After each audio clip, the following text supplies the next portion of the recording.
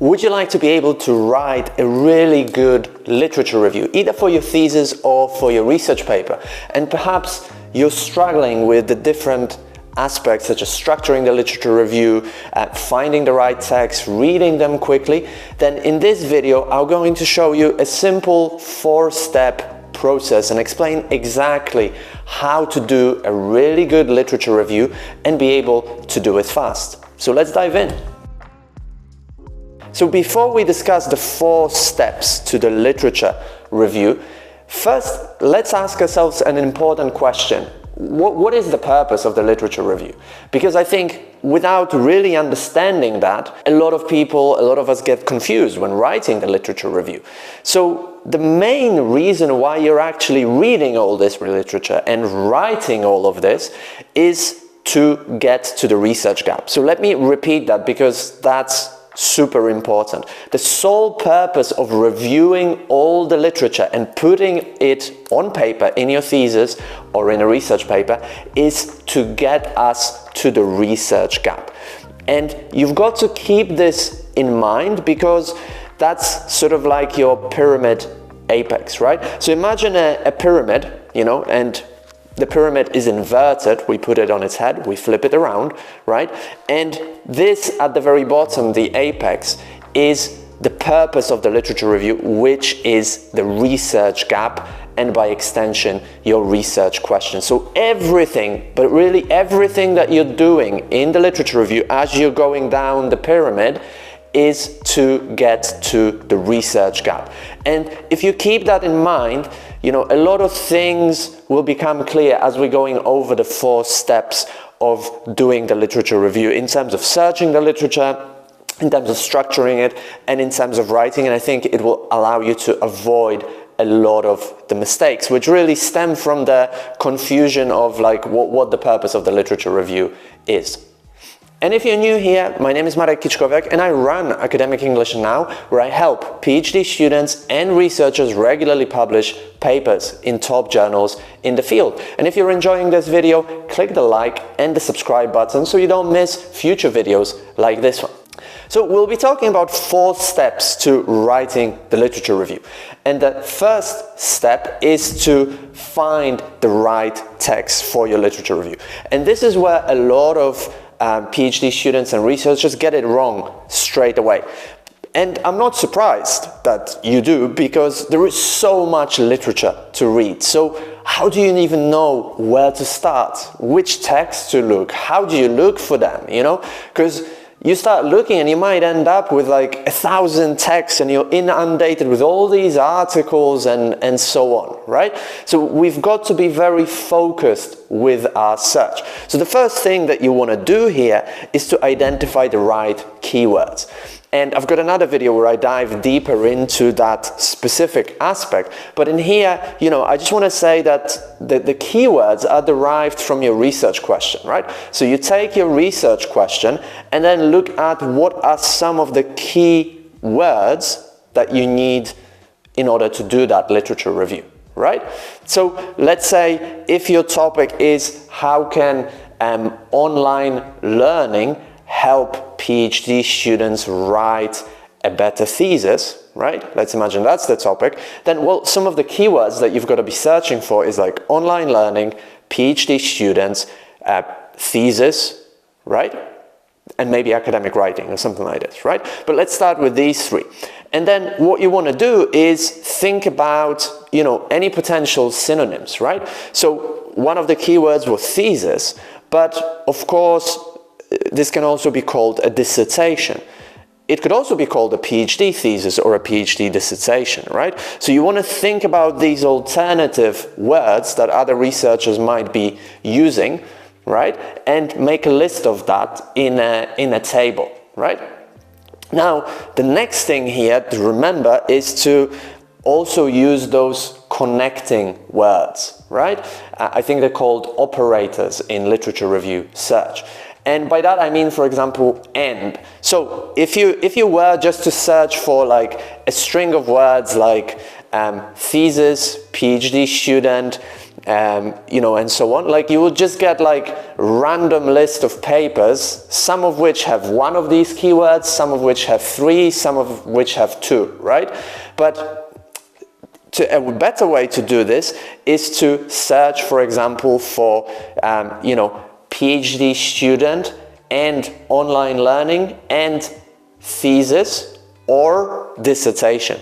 Because such a string of words, what this is going to give you is, you know, only papers that have in the title PhD student and they have online learning and dissertation or thesis, right? So this gives you a much more specific search. And I think where a lot of people go wrong is that they have a too general search that is not focused enough, right? Now, after the keywords, you might be asking yourself, well, which databases am I going to use? Where should I search? So usually what I recommend is having 2 databases. One that is more general and one that is more specific to your discipline. A general one is something like Google Scholar or Web of Science or something like this. By general, I mean that it's going to give you results from all sorts of fields. And this can be good if you're, for example, looking at, you know, online learning of PhD students. You might be doing a PhD in teaching English specifically, right? But there might be like really interesting studies outside of your field of teaching English, right? So a more general database will give you kind of more results, which can be valuable, right? Now, a more specific database, you know, such as, for example, if you're in the field of education, then you've got, for example, ERIC. If you're in medicine, then you've got something like PubMed, right? These specific databases are really good because they're specific, right? So they will give you a much narrower range, but much more specific and relevant to what you're actually doing. So I'd recommend combining these 2. And of course, apart from these 2 types of databases, you should go to your university's search engine, library search engine, sorry, because the library will have almost everything, right? So, you know, you can just use one database and get almost everything done as well. Now, once you've found a lot of papers, it's also really good to have some clear inclusion and exclusion criteria. I think that's where a lot of people go wrong as well, you know?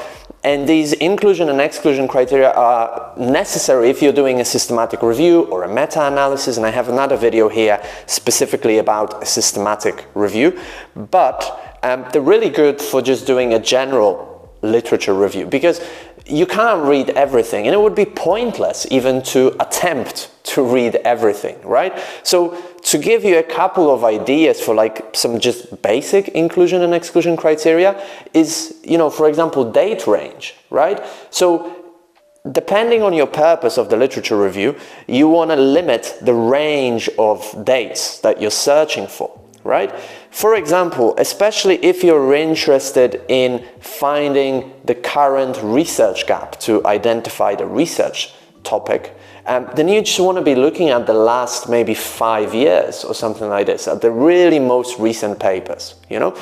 If you're doing a more general literature review, you know, you can look at the last 10 years, but, you know, there's no point in looking at the last like 30 or 40 years. It's just way too much, you know?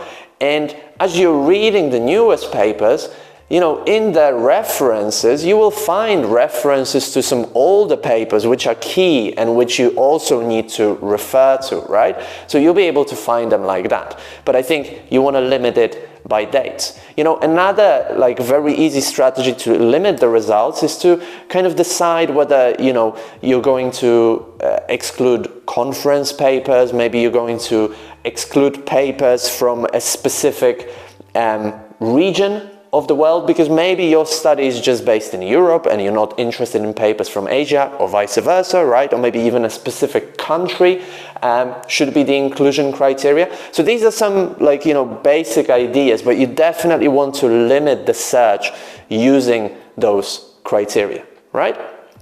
And this brings me to, another strategy for finding the literature, which is often referred to as snowballing, right? So think about, how, and even an avalanche starts, right? You start with like a small ball of snow, and then it starts rolling, and it gets bigger and bigger and bigger and bigger. That's why we talk about the snowball effect, right? And it's a really good analogy to think about, because what you can do is, like, if you find, follow the steps that I've just outlined, and then limit your search to the last 5 years, or even to the last 3 years, right?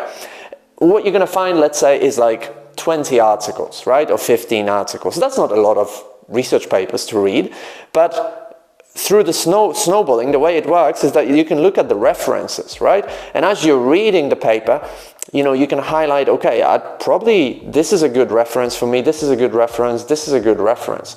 And these most recent papers, will start snowballing your reference list, because you can find more papers and read them, and also in the reference list of those new papers, find more papers, and then your snowball keeps on growing and growing and growing. And a good thing about it is that it's growing in the right direction, because you're reading, you're starting with a small pool of hyper-relevant papers, and, from them you derive, also very hyper-relevant papers to what you're doing. So it can be a very, very effective strategy. Just remember that it's not like either or, that you either do a search in the database or you do this snowball technique.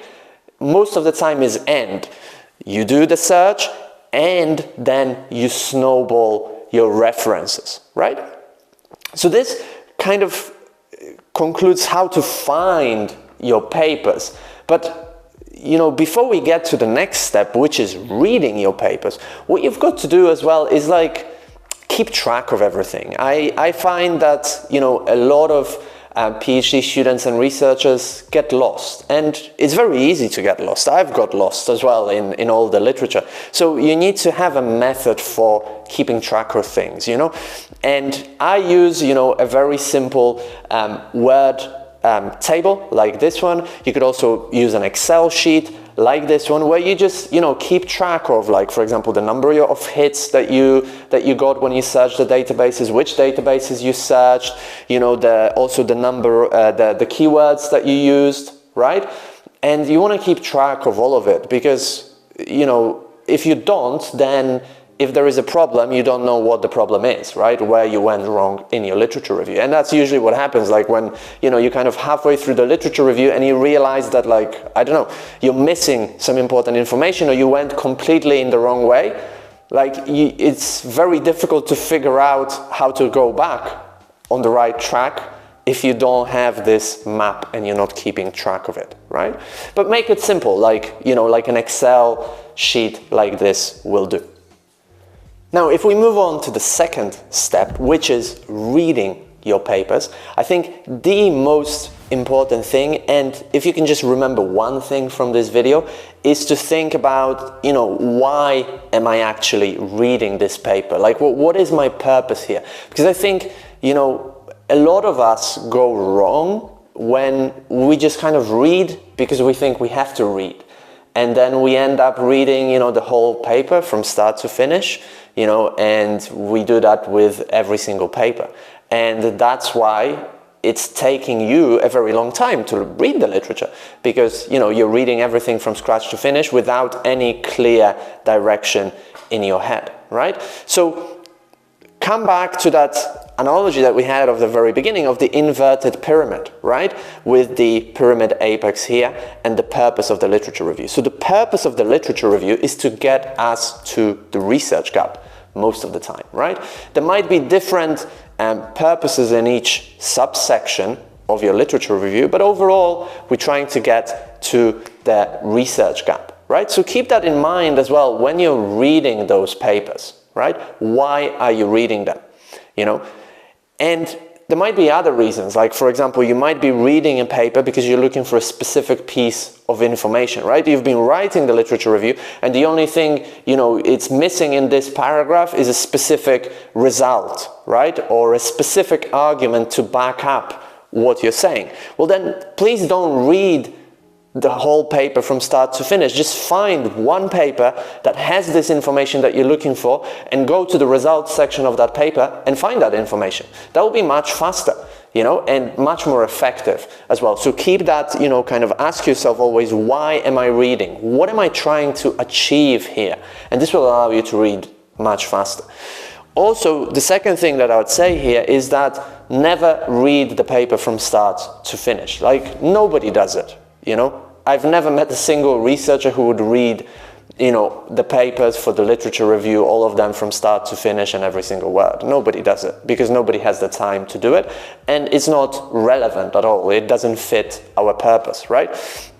So what you want to be reading, the parts of the paper, are the ones that, kind of answer your question why you are reading. For example, if you're looking for a specific data point, then of course you want to jump into the results. If you're making some specific points about the methodologies that previous papers use, because maybe, I don't know, you want to be critical and you want to criticize and point out some of the limitations of the methodologies used by previous researchers, then obviously read the methodology part. And maybe not even the whole thing, but you're more interested in the participants specifically, right? Or the countries where the studies were conducted. So just read that and forget about everything else. There's no point in reading the whole paper at that stage if that's your purpose, right? So that's the second thing that you want to be doing. And I think the next thing that is really going to help you as well is to, clearly divide the time between reading and between writing. What I found, is that your writing is slow and your reading is slow because you're writing and reading at the same time.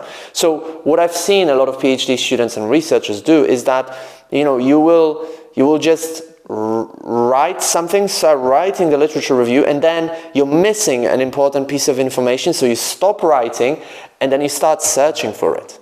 Right? And then you get lost in that search because you find one article, you start reading it, a half an hour passes, and then you find another article, another 20 minutes pass, and then you don't even know what you were looking for. And then when you come back to the text, you can't even remember what you were writing. Isn't that true?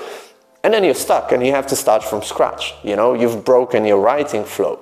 And writing flow is something precious and something really difficult to get. So don't break your writing flow, And when you look at the best tips for productivity, the number one best tip is just to focus on one thing and do one thing. Forget about multitasking. Multitasking is a lot of nonsense. It doesn't work, So what you want to do, if you want to be an effective academic writer and if you want to do an excellent literature review, is to divide the time, right? So this will depend on how much time you have, whether you're a full-time researcher and you have to teach and go into the lab, or whether you have another full-time job or whatever else is going on, right? You have to divide that time yourself, right? But I would put it into a Google Calendar like this, for example, right? And what I would do is, let's say, on a Monday morning, you're going to spend 3 hours reading, right? And taking notes.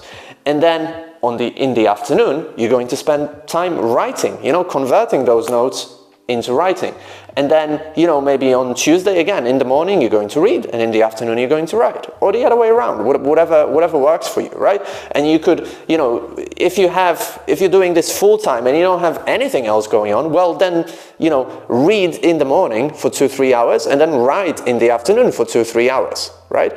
If you have less time because you've got lab work and stuff like this, other stuff, well, then, spend 2 days reading in the morning and 2 days writing in the afternoon, right? But the point is, it's got to be a separate activity, right? And you will see how much faster you can read and how much faster you can write as well. And when you're writing and, for example, you can't find the right information, something is missing, don't go searching for it right now. Don't break that writing flow. It's precious.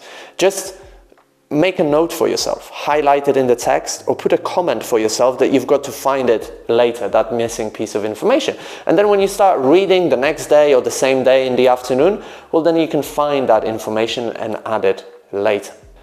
Now, as you're reading the articles, you obviously want to be taking notes as well.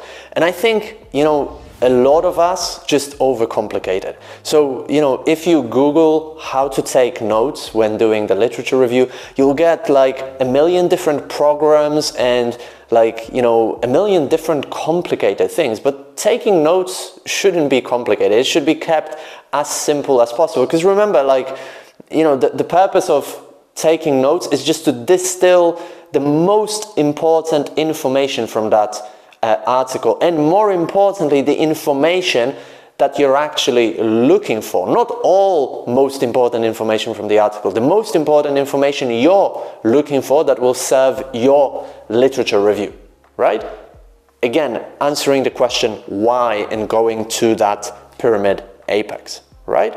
So, you know, I use a very simple word table like this one, you know, where I just have like the aim of the study and the authors, of course, and the title, copy and paste the aim, because that might come in handy later. And then usually, you know, I will take a couple of bullet points on the methodology, but just very quickly. And then, you know, the most important thing is usually the results. So I'll write down like 1 or 2 key results, or the key contribution of this paper, because that's usually what you're going to be putting in the literature review, and we're going to be talking about that in a second, right? And then I also might add some, you know, some of my own thoughts on this, and that's it. Like keeping it super simple, and also in one place. You don't need any fancy programs, you know, or anything like it. A Word document or an Excel sheet is perfect. Like, as long as it's searchable and as long as everything is in one place, you don't need fancy stuff. Like, that fancy stuff is usually a distraction from actually doing the work, and often it does more harm than good, because we focus on like the next new best program for taking notes or reading the literature or whatever it is, rather than focusing on actually doing the work and reading the literature and taking notes and writing the literature, right? So keep it simple. It can be, you know, something like this, for example. Now, let's move in to the third step. And the third step is structuring and organizing your literature review. So this is perhaps one of the most daunting steps for a lot of you, because, you know, you've read it and you've got all these notes, right? And all these papers saved on your computer. But how do you actually structure them into a meaningful literature review, right? What do you do with all of that?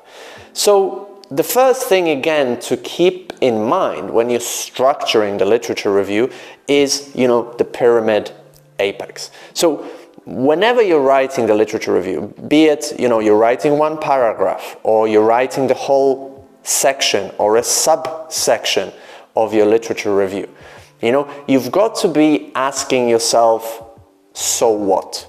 Why am I writing this? What is my purpose here? What am I trying to tell the reader, right? Because remember that in the literature review, you want to be leading the reader somewhere, right? And usually where you want to lead them at the end is the gap in research, right? So when structuring your literature review, keep that in mind all the time. And like when you've written a paragraph or you've written a subsection, just ask yourself, like, so what? What does this what does all of this mean? What is the purpose of this? Well, what am I actually trying to tell the reader, right? Because without this, like, your structure will be a complete mess and it won't make any sense whatsoever, right? So keep that question why in mind.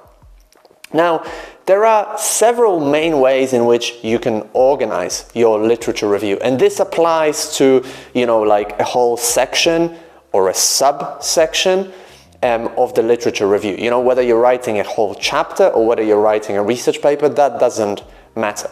Now, the first way, and perhaps the least common one, is to organize things, you know, based on different fields or different approaches to a problem, right? So let's say you're looking at, you know, the benefits of online learning, right, for PhD students who are writing a thesis. Now, you could look at this problem of online learning, the benefits of online learning, from different perspectives, right? You could take the educational perspective and present research from the field of education. You could also present, you know, research from the field of psychology. Maybe something has been done, right? and you wanna look at different fields, right? There might be something in anthropology, I don't know, right? But the point is that you're presenting findings from different fields on the same topic, right? If that makes sense. And that's really useful if you have a topic where different perspectives from different fields come in. Now, the second way in which you can structure your literature review is chronologically. What that means is that you go from, the oldest to the newest. And this is useful if you want to present the development of something, right? So maybe you're looking at, a particular teaching method, or you're looking at a particular concept, right? And you want to show us how this teaching method, or how this concept or this medical intervention has evolved over the years, right? You want to show this evolution, this development. Then you want to be organizing things chronologically. And this can be in one paragraph, or a whole section of your literature review could be organized chronologically. Now, when you're doing that, just please keep in mind that there's got to be a point of it, right? In other words, why do you want to show the development? What are you trying to tell us by showing us the development of this concept, right? Keep that in mind, but that's the second way in which you can organize the literature review. Now, the third way, and perhaps the most common way, is to just do it from general to specific, right? So if we keep that pyramid in mind, right, we've got a normal pyramid and then we turn it around, right? And our main point, the pyramid apex, is at the very bottom, and we go from general to specific, just like that, right? And this is by far the most common way of organizing things, right? So if we come back to one of the topics that I've mentioned, which is, for example, how can online courses help PhD students improve their thesis, right? Well, you want to go from general to specific in here, right? So you might want to talk about what are online courses in general? What are the different types of online courses? And then you might want to zoom in later more specifically on one type of course specifically for PhD students, right? Or specifically for postgraduate students, and then you zoom in further on PhD students. And then we zoom in further on writing a dissertation, right? Because there can be online courses for PhD students to help them with productivity, but not with writing the dissertation. So then you want to zoom in on writing the dissertation. Do you see what I mean, right? You go from general to specific, right? And this is where a lot of people go wrong, And this works as well if you're writing a paragraph. Always go from general to more specific. This is how you structure things. So now when you have all these topics, right, from your literature, and your notes organized, your task is to basically prepare a literature review skeleton. And the first thing that you want to outline are the main sections, right? Usually, whether you're writing a chapter or a paper, this doesn't matter, but usually there's 3-4 main points that you want to make, right? Outline these 3 or 4 main points, and these points are always related to your research question. Right? So again, if we're talking about online learning for PhD students to help them write PhD dissertations, then the topics are self-explanatory. You want to talk about online learning, you want to talk about PhD students and the problems that they have, and you want to be talking about dissertations, right? PhD dissertations and how online learning can improve PhD dissertations, right? So always the topics are related to your research question, right? And then try to then think, once you've got these main topics, what's the most logical order for these topics, right? Usually it's going to be from general to specific. Now take one of these topics and list all the subtopics that need to be discussed there, right? So, if you've got online learning, then it could be, the importance of online learning, the types of online learning, the courses available, the strengths, the limitations, of those courses, the different disciplines they're applied in, those kind of things, right? And you want to list those subtopics. And then again, once you've got those subtopics, what you want to think about is, what is the logical order for those subtopics? Should it be chronological? maybe in this case it could work, right? Because I could show the development of online learning over the last like 10 years, right? Leading to the point now when we're going to apply it to helping PhD students write thesis, right? If that makes sense, right? So again, you make a bullet points, right? And then try to organize them in a logical order, either chronological by discipline or general to specific, right? And then once you've got them, well then take one of those topics and write a paragraph about it, you know? And the main idea will be the first sentence of the paragraph, and then you dive deeper. You go from this general to more specific. Sometimes you might need another paragraph on this very same little topic. Sometimes one will suffice. If you need another one, we'll then transition to the next paragraph about the same topic and then move on to the next subtopic and so on, right? That's how you structure it. But I think where a lot of, you know, PhD students and researchers go wrong is that you try to kind of just write, you know, and often the advice that people get is just like, yeah, just write. I mean, the literature review will write itself. Just read and write, you know, things will become clear along the way. They won't. Usually they will just become more chaotic and messier. So the first thing really that you want to do is have this outline, you know, as I described. Don't worry, this outline can change. It can evolve as you're reading more, as you're writing. That's natural. But you've got to have a map, right, where you're actually going. Because without this map, you're going to be going into all sorts of directions and nothing is going to make sense after a week of writing this literature review. It will just be like in all sorts of different directions, right? So have a plan like that to structure the literature review. Now, once we have the structure, the last part is actually writing the literature review, right?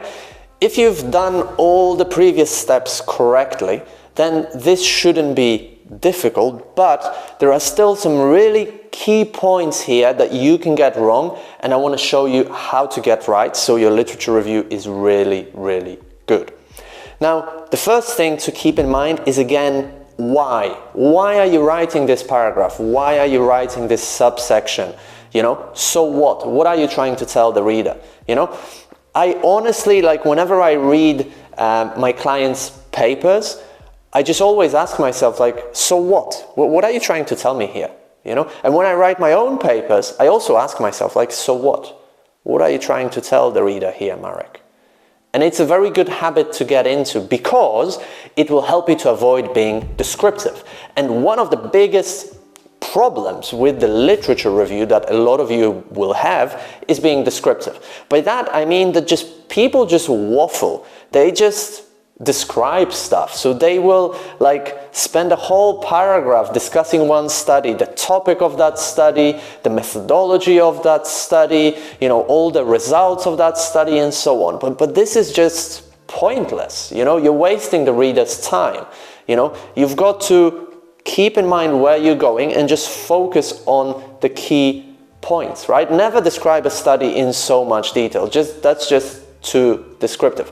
And sometimes like people are even able to synthesize information from different sources, and they'll have like, you know, a couple of references from different studies in one paragraph, and the paragraph is seemingly nicely structured, but really what it's missing is like that so what. You know, so usually like at the end of the paragraph, you know, you want to reiterate to the reader like what the main message is, like, well, where are you going with it? Tell the reader. The reader can't guess your mind, you know, and otherwise if you don't tell the reader, then it will just end up being a description of different studies and just a list of studies, but that's not the point, right?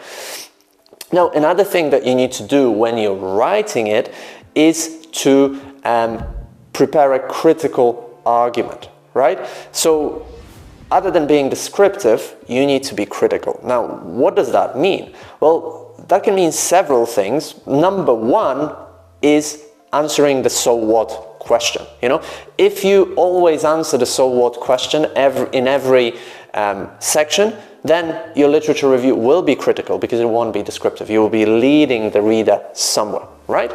Being critical can also mean, you know, criticizing previous studies and pointing out the limitations, some of the problems with those previous studies, and so on. That's also being critical, and you should do that. You know, being critical also means showing any disagreements in the literature, right? So for example, maybe you want to provide a definition of a particular concept, right? And there are different definitions in the literature, you know, different scholars disagree with each other. So, you know, you could present the first one, the second one, the third one in a paragraph, but then at the end of that paragraph, you want to tell us like, yeah, well, what do these different definitions mean, and what is the definition I'm going to use in this literature review, right? That's being critical. If you just present different definitions, you're just being descriptive, because we don't know what's your point when you're presenting all these different definitions, right? So also remember to, you know, to be critical like that. Now, another common mistake that I think, you know, some of you might be making when writing the literature review is that you know, there are no links between ideas. There is no coherent story. And when you hear that, you know, complaint from a supervisor, from a reviewer, coherent story, basically what they mean is that your ideas aren't connected and they don't flow into each other. And I found that, you know, one of the biggest reasons for that is that you don't make those connections clear to the reader. You assume that the reader knows and they can read your mind, but the reader cannot read your mind. You've got to tell them what's your point, right? So again, coming back to this so what question. But you've got to also tell them how this sentence is connected to the previous sentence, right? So you want to be using, you know, for example, linking words such as however, moreover, therefore, to connect these ideas, right? To tell the reader what's going on. You want to be using, you know, determinants like this problem, you know, this problem that I've just discussed, this problem, these ideas that I've just discussed, right? Or another effect, you know, I've discussed one effect and now I'm discussing another effect, right? If you do that, there will be a much more coherent flow in your literature review, right? And things will be better linked. Now, connected to that lack of coherent flow is that, you know, I've noticed that a lot of PhD students and researchers are starting every sentence with the name of the author, right? So they say, you know, Gonzalez found X, Y, and Z. And then they say, you observed that, blah, blah, blah. And then they say, Kiczkowiak also noted that. And the whole paragraph is written like that. Now, it's good that you're referencing things, but the problem with that is that there are no connections between ideas. It's just a list of findings from different studies, but we don't know how they're connected. And it's very difficult to connect them if every sentence starts with the name of the author, because you would always have to say like, moreover, however, therefore, right? Which would become very repetitive as well. So I think what you want to do is like, you know, if you started one sentence, you know, that's saying, for example, that Kiczkowiak found that online courses can help PhD students write a better thesis, right? Then, you know, you wanna start the next sentence with an idea that links to the preceding sentence, right? So the improvements in the PhD thesis were blah, blah, blah, right? So I've just mentioned that it can help improve PhD thesis, and now I'm saying the improvements, right? So that helps me to draw a connection. If I just started this sentence with the name of the author, there would be no connection. If you found this video helpful, but you want more personalized help and attention helping you to write an excellent PhD thesis or research papers for top journals in the field, then schedule a free one-to-one consultation, and the link is right below this video. This will be a one-to-one chat on Zoom or Google Meet or something like that, where we're going to dive deeper into the challenges that you're currently facing and what you want to achieve, and then we'll outline a personalized strategy to help you to achieve those goals faster. So if you want to do that, then book that free one-to-one consultation, and the link is right below this video.